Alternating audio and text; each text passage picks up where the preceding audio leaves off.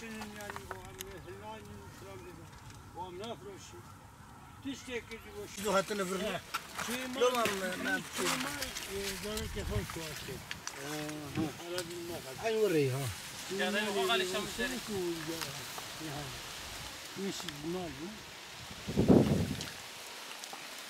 Nerede var? Var abi, dolu dolu.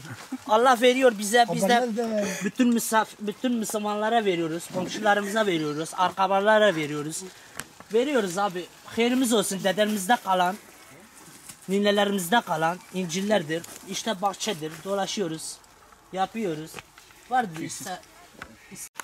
Maşallah doludur ya.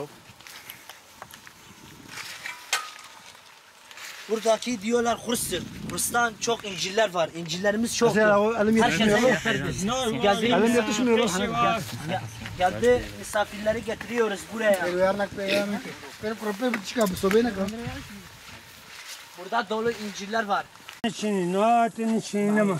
Abi var şöyle de onun da şey var. Ne gezi ya bu ha? Zor çok. Ana çayvan var. Zor abi de. Biliyorum. Kapı çay. Onun yeni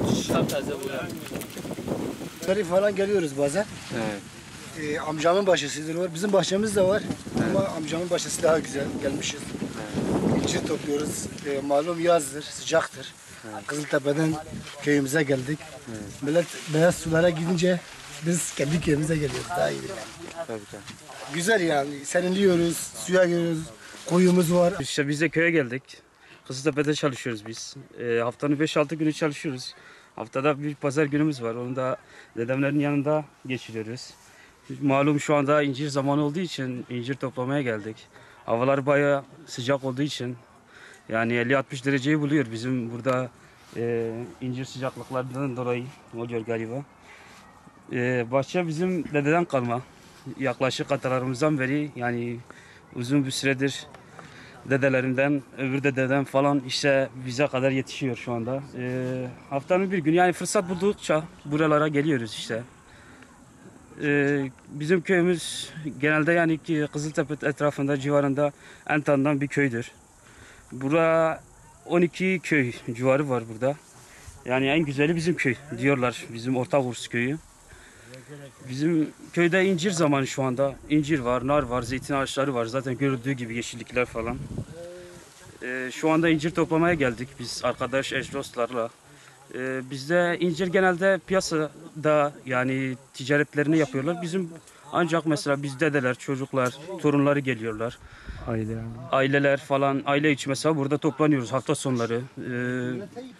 Genelde incirlerimiz kendimiz, biz dost, eş, arkadaşlara falan, akrabalara dağıtıyoruz. Allah razı olsun dedemizden. Çok şükür adam yani 80 yaşında ve hala çalışıyor bizim için. Topluyor, şey yapıyor. Biz de geliyoruz burada çocuklarla, arkadaşlarla şey yapıyoruz. Eş, dostla beraber. Allah razı olsun tekrardan ona. Beden geliyoruz, köye geliyoruz, dedelerimizin yanımıza geliyoruz. Elimizde gelen bir şey varsa yapıyoruz. İncirler kesiyoruz. İncirleri dağıtıyoruz. Evimize götürüyoruz. Eşimize, çocuklarımıza, komşulara dağıtıyoruz. İncidir işte çoktur yani sezonudur işte. Dedelerimize Allah onlardan razı olsun. Bu kadar ağaç emek vermiş, bu kadar ağaç getirmediği için. Vallahi incir topluyoruz. İncir topluyorsunuz. Nereden geldiniz? Vallahi Kızıltepe'den geldik. Evet. Burada kim var? Dedem burada. İşte hafta sonları yanına geliyoruz. İncir topluyoruz bahçeye. Yani işte dayımla beraber, abimle böyle birlikte geliyoruz.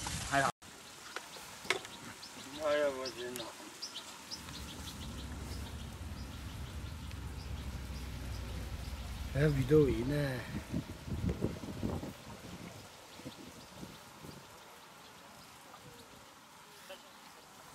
Ya Allah.